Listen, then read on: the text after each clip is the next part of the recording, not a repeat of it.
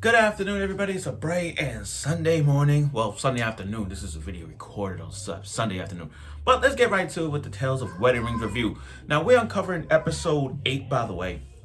And I gotta say, after watching this today, Sato is living the life of luxury. I mean, let's look about it. Let's think about it. He got his childhood friend Hime. He got a shut-in girl Nefertiti who got a you got a brolic ass girl of a fire warrior, cat warrior named Garnet, and then you got Sapphire who you got in about like not even towards the opening credits of the show. You got her like in a few maybe like a minute of the show. You got her.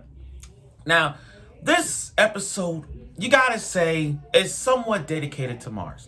We have talked about Sato almost every time in an episode because Sato's having a rough, tough time. I mean, think about it. Guy going to an isekai world, rushed in, got the girl of his dream in one episode, and now he has this huge responsibility as being the Ring King. And, with a lot of marriage come great responsibility. And with all 4 rings he got, he's having a tough time. But Mars is having a tough time of his own. I mean, think about it. He's not the Ring King. He don't want to be the Ring King because when he was supposed to be, but no. Because it was all this rules thing with his brother and all that stuff. You're the chosen one. In order to protect nations, you got to marry the one. But he doesn't want to because his heart is dedicated to the one he loves. It's like you have you have this entire harem on your side.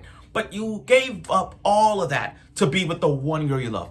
That's passion. I know people don't want it. I know people don't give up harems, but come on, that's passion.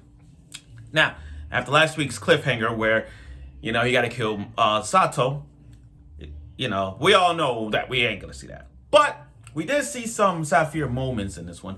Moments that makes us say, pretty good. Okay, without further ado, let's get right to the review of Tales of Wedding Rings episode 8 review because we're going to go on this whole thing. All right, so Mars is having a tough time. Situation with his big brother, situation with other nations, and the girl of his dream, which is Sapphire's twin sister. He's having a hard time. I mean, the only fan service we got is seeing Sapphire's twin sister naked. Fan service, by the way, gave us that point. Okay, so the match between Mars and Sato, he's being brainwashed by the Abyss King's items. Once again, this time it's a sword. Now, you gotta love Mars for breaking the mold from this one because Mars is, you could say, he's a fantastic warrior. Like, we can't take that away. He is a fantastic warrior. But it's nice to see him break the spell. Every character who had the Dark Abyss King spell, everybody who's possessed a the Dark Ruler King spell, there's always a certain thing going on here, and they're having a hard time to control it. But for him to break the curse, it was slow. He cut Sato in the shoulder. That was it, right in the shoulder. But leave it to Sato for him to go out and using words of passion to break Mars. He has this tight friendship with Mars. For real. Mars taught him how to fight with a sword. He don't see him as just like no. He sees him as a true best friend to have. He sees that. And he knows that he fucked up. He knows that he gave Sato that huge responsibility of being a Ring King. And even though Sato's having a tough time with it, being the Ring King, Sato's having a time of his life. Well, not really a time like, happy. He knows that, being a Ring King I wasn't chosen by it, but he sensed a huge responsibility around it. So it's like you put him in a tough spot that he doesn't know about. And even though Mars feel guilty about that, Sato still honor his friendship, the travels companion. He meant all that. Now, the fights were really good. They put on a fight, especially Sapphire. Now, we have seen every moment of development, including Sapphire. Every moment. You know how they put on a show, showing us how brolic they are, how emotional they can be, how character development they can be. Sapphire is just like that. She transformed into a water dragon. Now, I gotta be honest with you. looking at her transformation, I gotta say, she looks like it looked like a fish, but it's actually a water dragon. I mean, like we seen dragons like Elma from Miss Kobayashi Dragon Maid. You know, like Toru, Elma, Kana, Lokawa, Fafnir. We seen them. Oh, and Alulu. We see them as dragons. This dragon particularly is top notch. But again, her transformation is so good. You know what she reminds me of? She reminds me of an old Yu-Gi-Oh card design. And I'm gonna be honest, if you guys play Yu-Gi-Oh, and if you guys look up Leave a Dragon Daedalus, yeah, Leave a Dragon Neil Daedalus, or Leviathan Dragon Neil Daedalus, I forgot the name of that card. It's the one that sent Yumi to the graveyard. By sending Yumi to the graveyard, destroy all cards on the field except for him. That card. And it looks like that design looking at her. But when she transferred that water dragon, it was so spot on. She literally destroyed that octopus creature in a matter of seconds. She just ate that shit up. She just ate that shit up. For real. For real.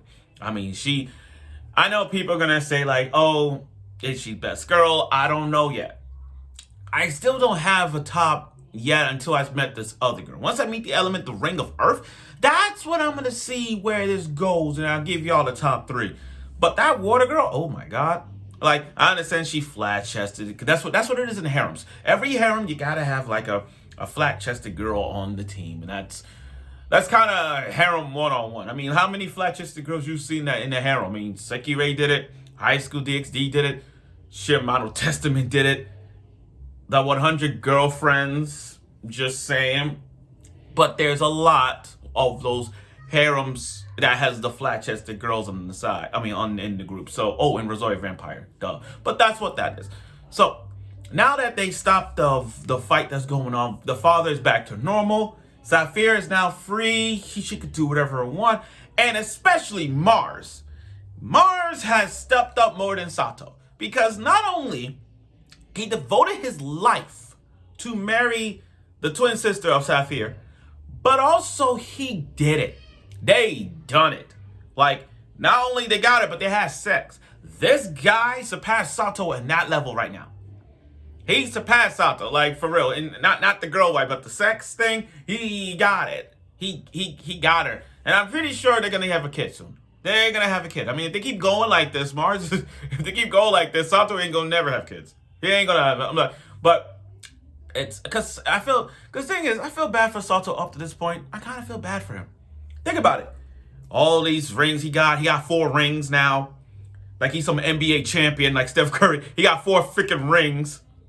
He got 4 rings, 4 different girls, all these fan service that's around him, fondling boobs, having girls on top of him, having Nefertiti on the bed every time, and you still can't smash.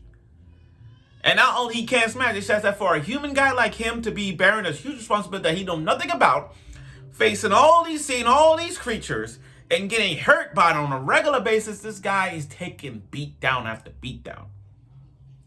Now, he's done this. I hope he smashed. I really hope he does. But Mars is 1 step ahead of him now. He's already in 1 step. But now that the journey has found the 4th one, we are going to move on to the 5th. The 5th and final ring we're going to find. We're going to find the 5th one somewhere on the skirts of the island. We're going to find that. And let's see where this goes. But the ending, though, where the priest killed the one that was responsible for holding down for brainwashing Saphir's father, tells you that there's more dangers around the way. And every episode there's going to be some dangers around with Sato.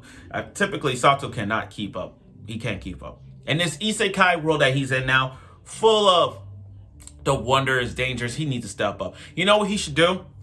There's a show that he should watch. I got a cheat skill in another world.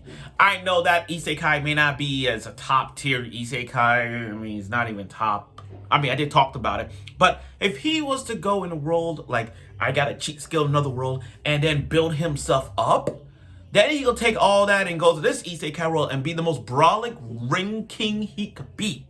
Just saying. But overall, though, this was a good episode. I mean, the fights were really good, especially the transformation with Saphir.